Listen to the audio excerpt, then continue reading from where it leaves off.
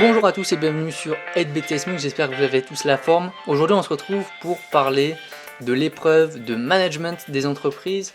Donc elle est adaptée à la fois au BTSMUG, au BTS-MCO, mais aussi au BTS tertiaire puisque vous passez également une épreuve de management. Donc dans cette vidéo je vais vous énoncer plein de choses. Déjà je vais vous faire un petit rappel sur l'épreuve. Je vais vous présenter l'épreuve, je vais vous présenter surtout la méthodologie, comment est-ce qu'on va répondre à cette épreuve de management, et je vais vous apporter justement tous mes conseils pour réussir cette épreuve.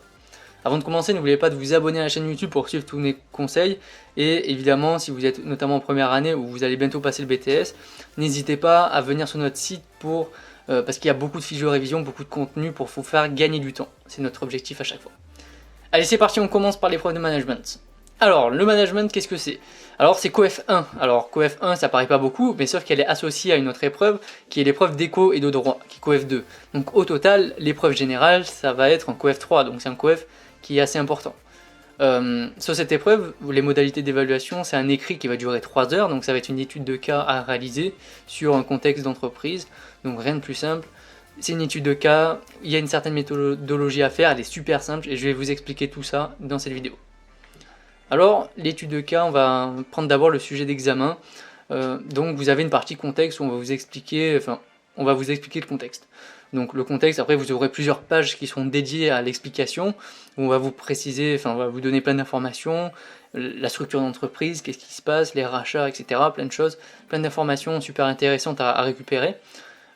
Après le contexte, vous avez évidemment toute la consigne, la première partie, la deuxième partie à réaliser, donc toutes les questions auxquelles il va falloir répondre.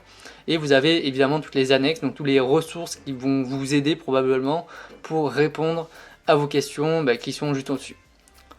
On va passer à l'analyse des consignes tout d'abord. Donc vous voyez, vous avez deux parties. Une première partie où vous avez le contexte de l'entreprise, ou une partie, on va dire, où vous allez devoir faire grosso modo un diagnostic de l'entreprise, et une deuxième partie où vous allez identifier principalement les problèmes de management et toutes les solutions possibles à apporter. Donc justement, cette structure d'examen, si vous regardez tous les examens de management, elle est quasiment identique partout. Et ça c'est super important à retenir puisque finalement les épreuves de management se ressemblent énormément. Donc si vous savez faire une épreuve de management, vous saurez faire celle-là, celle qui va arriver pour votre examen. En termes de méthodologie, vous avez, donc je vais vous expliquer comment on va faire, vous avez déjà deux parties. Donc tout simplement ça va faire votre grand 1 et votre grand 2, c'est pas plus compliqué que ça. Vous prenez le nom de la première partie, analyse du contexte, ça fait votre grand 1. Deuxième partie, identification des problèmes de management et solutions, ça fait votre grand 2. Ensuite vous avez à chaque fois des questions dedans. Chaque question, tout simplement vous mettrez le numéro de la question, 1, 2, 3, 4, et vous mettrez la réponse associée de manière argumentée. Donc ça va faire plusieurs paragraphes, donc là 4 paragraphes différents parce que vous avez 4 questions. Pour la deuxième partie vous aurez 3 paragraphes différents parce que vous avez 3 questions. La méthodologie c'est ça, c'est pas plus compliqué pour l'épreuve de management, c'est super simple. Et franchement c'est le plus simple de toutes les épreuves, c'est ça. Donc ensuite je vais vous donner tous mes conseils justement par rapport à l'épreuve de management. Donc la première chose c'est, ce que je fais tout le temps, c'est je lis d'abord les consignes, donc toutes les questions. Une fois que j'ai dit mes questions, je vais les exposer sur une feuille, j'ai préparé une feuille de brouillon où j'ai marqué les différentes questions, les différentes parties, et en fait je vais marquer déjà des pistes de recherche, des auteurs qu'on peut associer à chaque question, puisque quand on va parler par exemple de l'entrepreneur, je vais mettre déjà Schumpeter, je sais que je vais devoir en parler quoi qu'il arrive, parce que les auteurs il va falloir les énoncer dans vos différentes argumentations, il va falloir vraiment penser aux auteurs, penser déjà aux idées probables qu'on risque de retrouver, qu'est-ce qu'on cherche réellement en fonction de vos cours de management. C'est pour ça qu'ils sont super importants à connaître, parce que moi c'est ma technique, d'abord sur une feuille je mets mes questions, et sous ces questions déjà je mets les idées a priori qu'on devrait retrouver et les auteurs qu'on va devoir faire référence.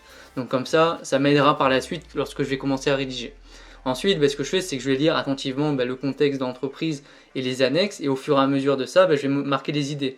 Donc, on va relever les idées pour chaque question, donc que vous pouvez écrire sur votre feuille, ou sinon, tout simplement, vous surlignez à côté, dans votre contexte ou dans vos différentes annexes, et vous mettez Q5, Q6, Q1, Q2, Q3, en fonction de là où ça fait référence. Et à la fin, le but, c'est d'ordonner toutes les idées, de faire une liste de toutes les idées que vous avez pour chaque question, et d'argumenter tout ça pour en faire un paragraphe entier pour votre épreuve de management.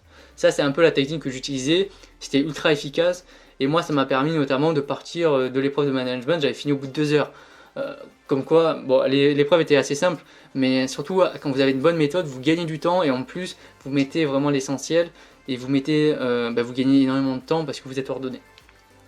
Voilà, on arrive à la fin de cette vidéo. Donc l'épreuve de management, comme vous pouvez le voir, c'est pas insurmontable. Si vous connaissez votre cours, bien sûr il faut avoir quelques prérequis, il faut vraiment connaître votre cours pour vos auteurs. Mais sinon, la méthodologie du management, elle est ultra simple. Il n'y a pas de raison de vous planter en tout cas. Sur ce, bonne révision à tous, bon courage à tous pour vos examens. On se retrouve évidemment très bientôt pour une nouvelle vidéo. Allez, à bientôt, bon courage à tous.